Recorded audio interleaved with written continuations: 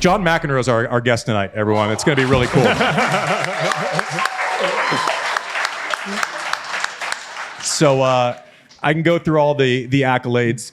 77 singles titles, 77 doubles titles on tour, 7 singles majors, has been the voice of most of the matches that we've watched for the better part of 3 decades. So, hands together for Mr. McEnroe, which is pretty cool for a surprise guest. I said, like, this is actually beneath you. You're the best player we've had on our show. This is I don't know. I kept waiting for the call. Coming up on a year, but the good news is, because this is extremely charitable of you, I think you can actually get a tax write-off for like the next week of your life, regardless of what you spend.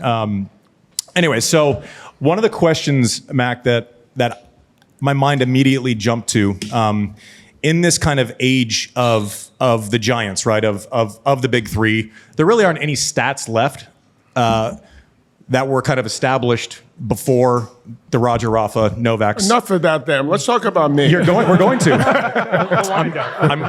I've heard about them for the past 20 years. You're going to love this segue. You're going to make me look good here in a second. But there is one that is hasn't been broken. I don't think it will be broken. The all-time win percentage on the men's tour for a single season. So if we talk through the best years of all time, right? You have Roger 05, Roger 06, Novak 11, Novak 15. Obviously, Rocket Rod Laver, who I believe was your idol, was obviously won the Grand Slam. But no one's ever had a higher win percentage in the history of tennis than this man to my left. In 1984, went 82-3 over the course of an entire season. I threw 2 of the matches. For us normies, and on this podcast, we talk about stuff that I can identify with a little bit more readily, which is like the struggle of trying to beat people like you. But I'm kind of fascinated how greatness at that level sustains itself over a 52-week calendar. What did it feel like from the outside looking in, and stories we hear, and when these years are talked about, I'm going, okay, you're floating on air. You know exactly what your product's going to be when you're going into a match, and it's up to someone to do something kind of otherworldly to get in the way. Is that fair? What is it like going kind of end to end with that sort of dominance? What are the stressors? What are the things that became easier for you that year? Well, first of all, thanks for having me on your podcast. Yeah. As far as that particular year, that was sort of a culmination of like 3 or 4 years, really, because I had a couple great rivals. Obviously, Bjorn Borg being the top of the list, Jimmy Connors, and Ivan Lendl were the 3 top. At the end of 1981, which is my first year that I finished number 1, Bjorn Borg at the end of the U.S. Open, or a month or so after, we were in an exhibition in Australia, and we were having a beer before this press conference, and the late great Vitas Gerulaitis was with me as well, and he said, "I'm going to quit playing." And I was like, "What? What are you talking?" We thought he was kidding. We laughed at first, and then he apparently seemed to be serious, and we were like, "What the hell are you going to do? You're 25 years old." I think he was the first player that could afford to do it, like if he had to, made the type of money where he thought he could live the rest of it. That's if you don't have kids. I got 6 kids, so got to keep working. But what happened is that I actually was it affected me greatly for the better part of 2 years. I didn't perform as well as I would have liked to. And your dream is always to feel like you're bringing your game to that max level where you can do anything and everything at any point. So I was sort of mentally going, keep waiting for him to come back to push me, because I think you've seen with the 3 guys that you were referring to, Roger, Rafa, and Novak, that they made each other better. Yeah. You have no choice but to get better. So I finally realized at the end of probably 1983 that he wasn't coming back. And I started to put my head more into okay, you got to max out what you hopefully can do. And it sort of all came together in the beginning of 84, where all of a sudden it felt like my game, for reasons I can't totally understand, lifted up to another level. And I felt like I was playing at a different level than players. And I was actually, people asked me the best match I ever played was when I beat Connors badly in Wimbledon in 84. Was it the match you won in Davis Cup, et cetera? But it was actually some of the smaller events that I felt like I was playing better.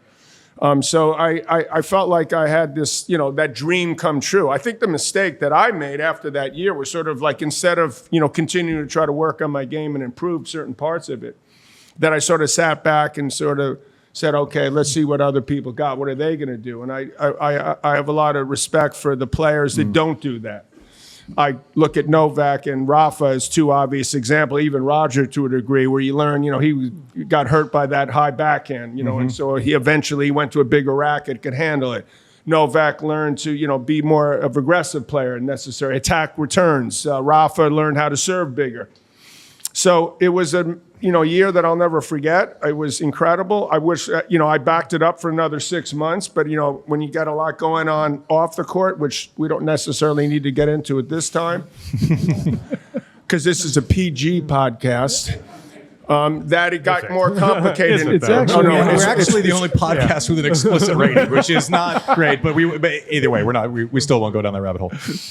So it was something that, became to strive for, but never able to duplicate. But I felt like at least I was able to get to that level where I felt like it all, all that work that I put in over the course of the first 25 years of my life paid off.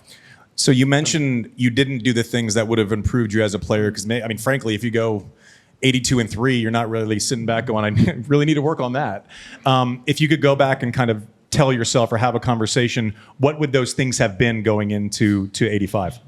Improved conditioning, basically is probably the biggest thing, to max out, have to push yourself so that instead of being able to go 2.5, 3 hours, you can go 3.5, 4 hours. My theory was, I trained hard for really hard for 2-3 hours. And I looked at it like, okay, I'm going to get rid of 80% of the players the first 2 hours. I'm not going to have to worry about them, because I'm going to beat them in that amount of time. So that leaves like 20% of the tour.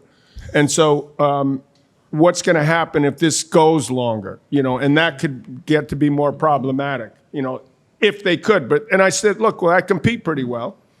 So I'm going to keep battling, even if I'm a little bit tired. But other players, Ivan obviously being the obvious one, trained. I don't know exactly what he did, but he was certainly training as hard as anyone had ever trained on a tennis court, or so it appeared. And that cost me, back in the day, and that was 1984. In 1985, I sort of had set myself up. A lot of things had gone on in my personal life, but I felt like if I won the U.S. Open again, I was going to finish #1 again. And I beat Ivan the 2 tune-up events, in Toronto and Stratton Mountain. So I felt like I was going to win it again, and that it would all sort of work itself out. And then, in those days, you had to play the semifinals and the finals back to back. So that's where that part could come in, and potentially. I played at 11 the first match. I beat Mats Wilander, who was another great rival of mine, in 5 sets in very hot conditions. The women used to play the finals after that. Connors played Lendl. Connors had sprained his ankle. You ready for me to make some more excuses, right? So Lendl only played an hour and 20 minutes.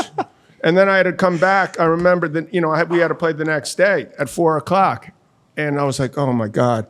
And I woke up, it was pouring rain. Sort of like how it's been here a little bit. Not as windy, but raining. So that was the only match in my life. I don't know how many matches I played, 1,000 matches. The only match in my life where I prayed it would rain. Because normally just, you feel so much stress and pressure and the expectation you're putting on yourself and others put on you wanted to get over with. And I just prayed that one day. I remember watching the Giant game at Meadowlands Stadium, and it was pouring at 2:20, 2:30. I'm like, oh my God. And then the next thing you know, it was like sunny.